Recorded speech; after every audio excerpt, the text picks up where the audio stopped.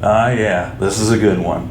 In April of 1980, the United States military launched one of the boldest, most complicated, and catastrophically failed rescue missions in its history.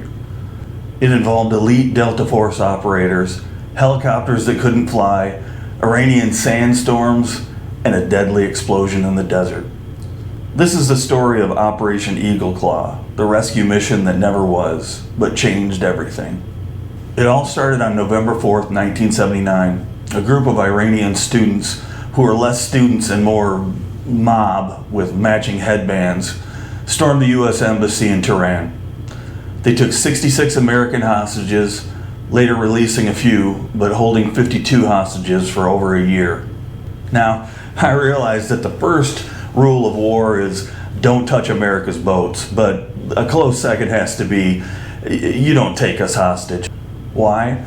Because the U.S. had allowed Iran's deposed Shah, Mohammad Reza Pahlavi, to enter America for cancer treatment. To the revolutionaries led by Ayatollah Khomeini, that was like giving VIP medical treatment to a dictator who'd spent decades torturing people in the basement. Cue a full-blown international crisis. President Jimmy Carter, who was already looking like a human shrug emoji in public approval ratings, suddenly had a doozy on his hands.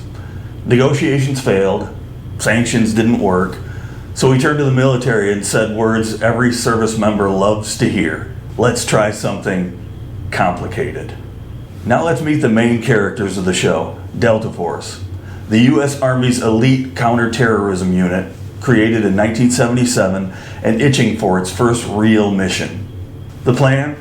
Launch a deep penetration rescue op into the heart of hostile Tehran. Think Call of Duty nightmare mode. 8 helicopters flying 600 miles into enemy territory, rendezvousing with C-130 aircraft in the middle of the desert, sneaking into the capital, and yanking the hostages out like a claw machine at Dave & Buster's.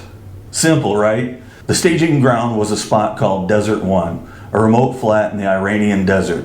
The rescue involved helicopters from the Navy, fixed-wing aircraft from the Air Force, Delta Force on the ground, and the CIA coordinating it all. It was a true joint operation, which meant everyone was speaking a different tactical language, had different radio protocols, and nobody packed enough snacks. Operation Eagle Claw included launching 8 RH-53D Sea Stallion helicopters from the USS Nimitz in the Arabian Sea, refueling at Desert 1, linking up with the C-130s, driving to Tehran in Toyota trucks operated by CIA assets, yep, the Toyota Hilux, assaulting the embassy, grabbing the hostages, and flying them out of a soccer stadium. Because nothing says escape plan like a high school pep rally venue. There were 5 separate timing phases: a Delta Force assault, a road convoy, a nighttime embassy breach, extraction by helicopter, and a dash to safety. And none of it had ever been rehearsed in full. Why? Because rehearsing something this insane would have been, well, smart. And this is the point where everything goes sideways. On April 24th, 1980, Operation Eagle Claw launched. The C-130s made it to Desert 1 just fine, but the helicopters, well, that was a different story. As they flew through Iranian airspace, they hit a massive sandstorm, a haboob. It fried instruments, clogged air intakes, and nearly gave the pilots spontaneous religion. One chopper turned back, another lost its hydraulics, a third never made it to Desert 1. By the time everyone reached the rendezvous, only 5 helicopters remained. The mission required 6. Carter's orders were crystal: if fewer than 6, abort. So Colonel Charles Beckwith, Delta Force commander and part-time stress sponge, made the call. He said, "We're done, we're heading home." That's when it got worse. As the mission was being scrubbed, a freak accident occurred. One RH-53D helicopter attempted to reposition near a parked C-130 for refueling. It clipped the plane, the rotor shredded the fuselage, and then, boom. The wreck exploded into a fireball that killed 8 American servicemen, 5 Air Force personnel, and 3 Marines. Bodies were burned beyond recognition, equipment was destroyed, and the entire operation was now public knowledge. Carter had no choice but to go on national TV. With the steady unraveling of authority in Iran and the mounting dangers that were posed to the safety of the hostages themselves, and the growing realization that their early release was highly unlikely, I made a decision to commence the rescue operations plans. This attempt became a necessity and a duty. The readiness of our team to undertake the rescue made it completely practicable.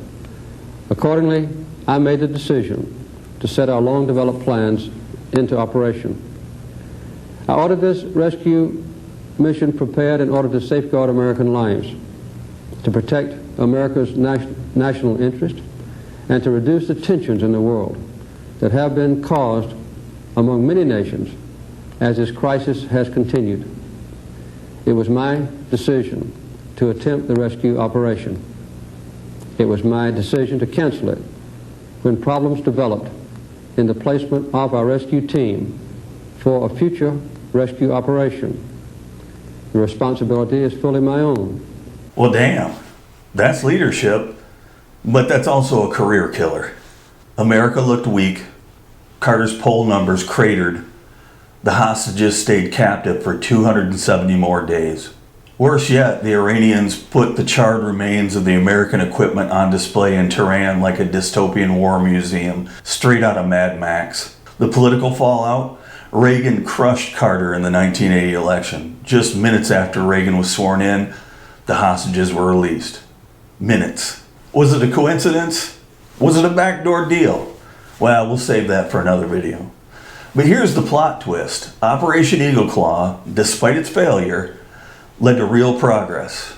Congress and the Pentagon got serious about fixing the problems. They created the U.S. Special Operations Command, SOCOM. They created the 160th SOAR, Night Stalkers, the best helicopter pilots on Earth, revamped the Joint Command procedures, and invested in special tactics gear and coordination tools. So in a way, Eagle Claw failed forward. Okay, so what if it would have worked? Let's play alternate history for a minute. What if the helicopters had all made it? What if Delta had breached the embassy, exfiltrated the hostages, and gotten them out alive? Carter might have been reelected. Delta Force would have been world famous instantly. And the narrative of American power in the Middle East would have shifted hard. But here's the real takeaway. The mission didn't fail because Americans weren't brave. It failed because of bad planning, overcomplexity, and lack of unified training. It was like building IKEA furniture in the dark with instructions in Swedish, and halfway through someone lights the couch on fire. Operation Eagle Claw taught the U.S. military a brutal, flaming lesson. Complexity kills. It forced a reevaluation of what special operations would be. It led directly to the elite units we now rely on to pull off missions like the raid on Osama bin Laden, rescues of POWs in Iraq and Afghanistan, high-value target extractions. So while Eagle Claw was a disaster in 1980, it was a crucible that forged the future of U.S. special operations.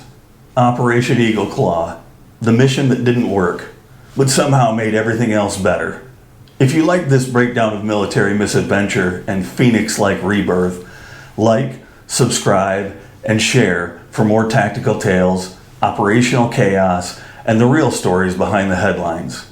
This is the real Dave Newton, signing off for now, reminding you, stand tall.